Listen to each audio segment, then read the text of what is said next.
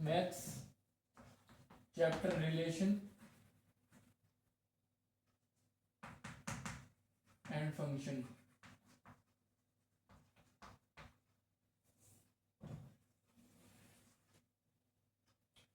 तो इसमें आ जाते हैं पहले ऑर्डर पेयर।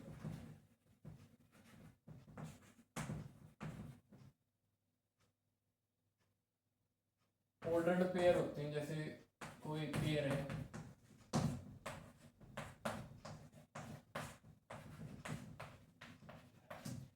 अब पेयर का मतलब है ये दो हैं, ये दो तो हैं। अब ऑर्डर्ड मतलब ये जो वन है, ये वन पहले आया, इसकी कुछ स्पेसिफिकेशन है, ये पहले क्यों आया। वैसे ही यहाँ वन आया, पहले क्यों आया, 3 यहाँ पहले क्यों आया, 5 यहाँ पहले क्यों आया, कुछ पर्सपेक्टिव है इसका, इसलिए ये ऑर्डर्ड पेयर कहलाते हैं।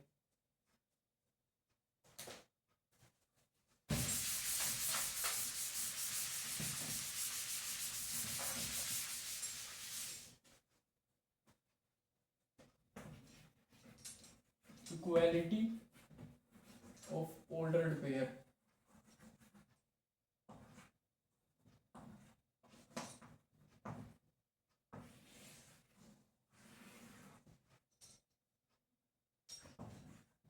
कोई ऑर्डर्ड पेयर है, वो एक ऑर्डर्ड दूसरे ऑर्डर्ड पेयर के इक्वल है। इसमें x 4 के बराबर, y 5 के बराबर, ये बहुत बेसिक है।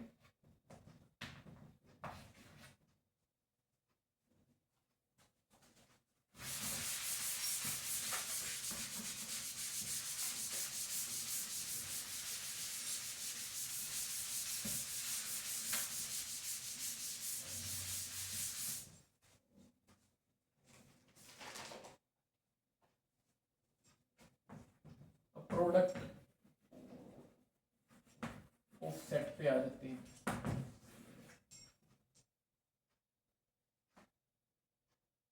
जैसे अब एग्जांपल लेते हैं, एक ये सेट है, एक ये सेट है, अब इन दोनों का प्रोडक्ट हुआ, ये प्रोडक्ट को दिखा रहा है, ये मल्टीप्लिकेशन को नहीं दिखा रहा है, कार्टेशियन प्रोडक्ट।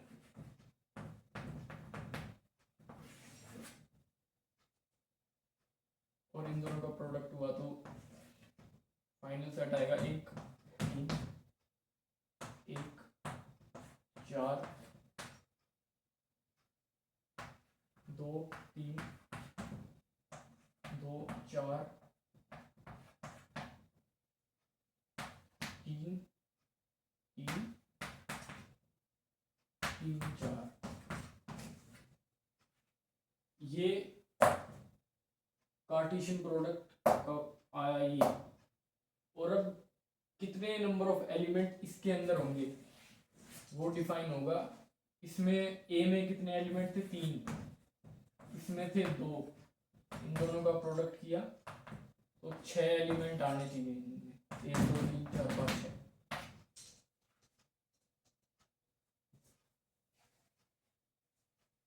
ये था Cartesian product of two sets.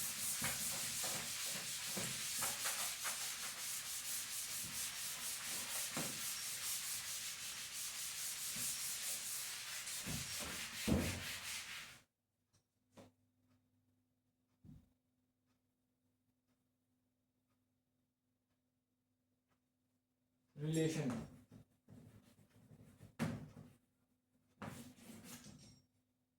इसको डिफाइन करते हैं और ये क्वेश्चन करके आएगा, ज़्यादा मैं एक्सप्लेन इसको क्या ही करूं।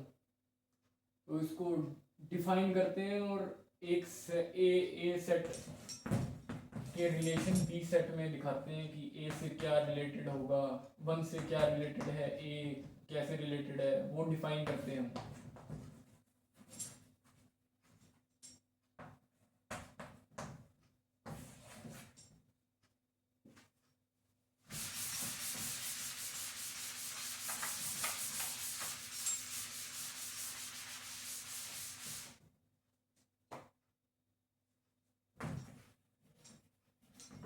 नंबर ऑफ रिलेशन, तो ये होता है टोटल नंबर ऑफ सबसेट की। और टोटल नंबर ऑफ सबसेट पिछली वीडियो में, सेट वाली वीडियो में देखा था हमने, 2 to the power number of element in set।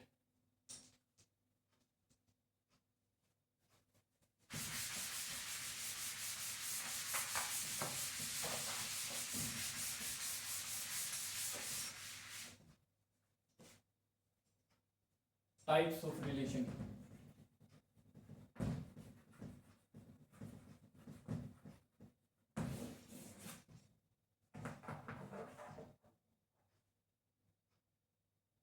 Identity,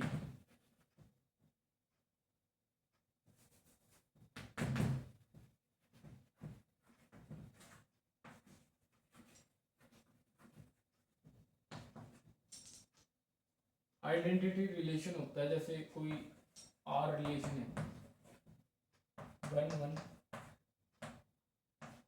2 2 3 और 3, ये आइडेंटिटी रिलेशन है। अब इसके अंदर हम ये भी डाल दें 3 और 1, तो ये आइडेंटिटी रिलेशन नहीं रहेगा। ये कहता है कि बस ये ही आने चाहिए, कि 1 और 1 सेम सेम ही आने चाहिए। अगर एक भी एलिमेंट ऐसा आया 3 और 1, तो वो आइडेंटिटी रिलेशन नहीं होगा।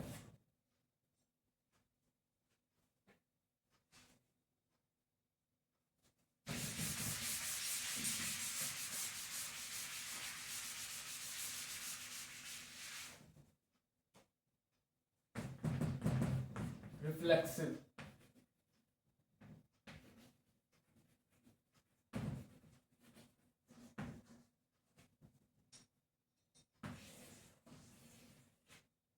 इसके अंदर जैसे कोई रिलेशन है, आइडेंटिटी और रिफ्लेक्सिव काफी हद तक सेम है।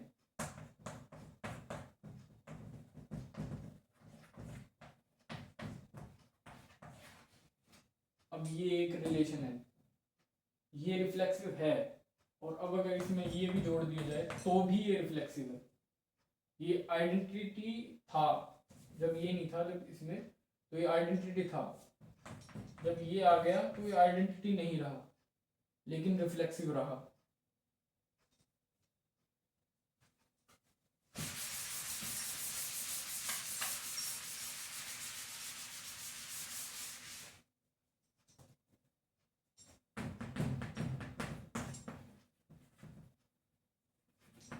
सिमेट्रिक रिलेशन,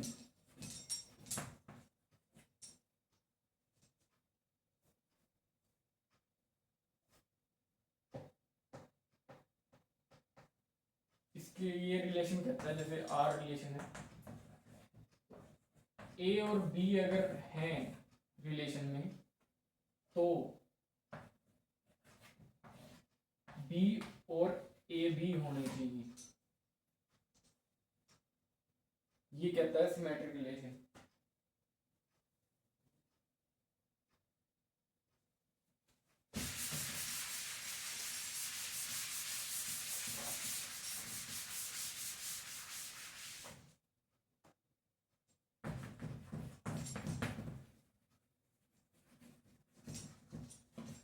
ट्रांसलेटिव रिलेशन,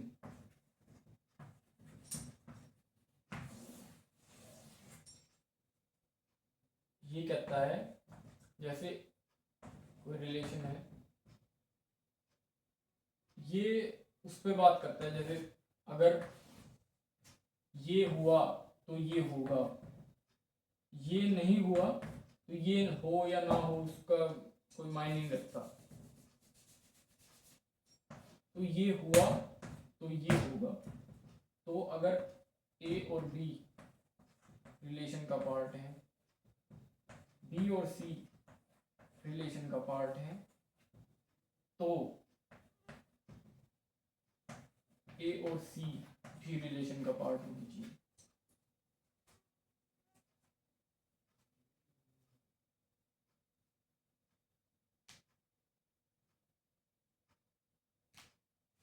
ये था ट्रांसलेटिव रिलेशन, ट्रांजिटिव, सॉरी,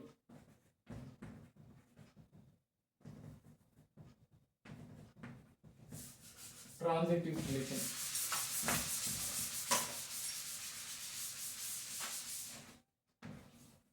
जब आप क्वेश्चन लगाओगे तो ये अपने आप समझ में आएंगे, ये बस मैंने बताने से कुछ नहीं होगा। Equivalence relation, last, fifth one.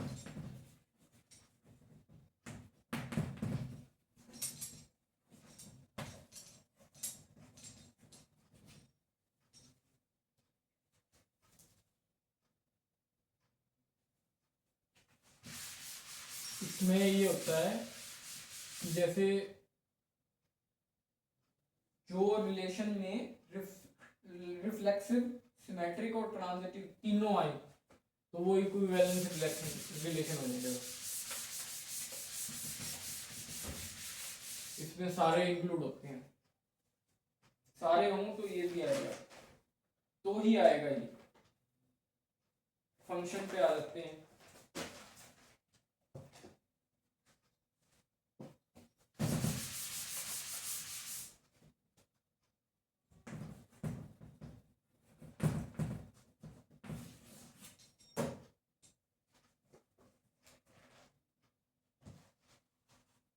Function ए सेट है, ये बी सेट है, ये दोनों है।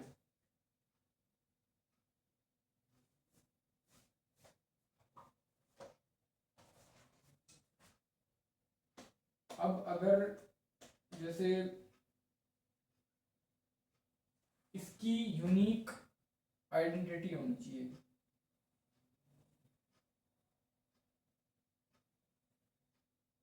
बी में,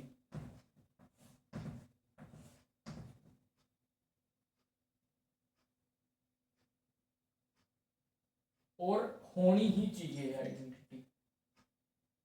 ऐसा नहीं हो सकता कि बी ए की और टू की नहीं है। अगर टू की नहीं होगी तो ये फंक्शन ही नहीं होगा। तो सभी की एक यूनिक आइडेंटिटी होनी चाहिए।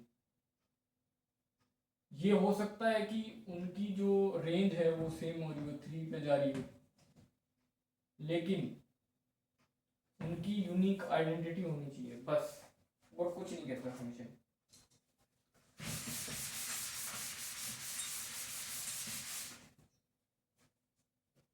डोमेन, कोडोमेन और रेंज, ये दो सेट है।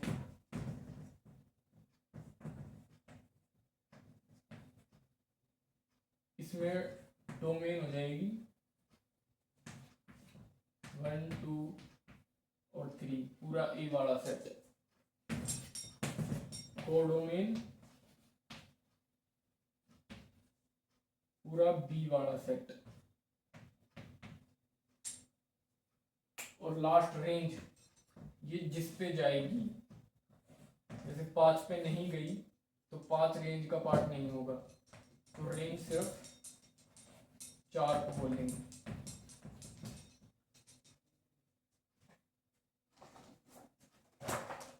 That's it. Thank you.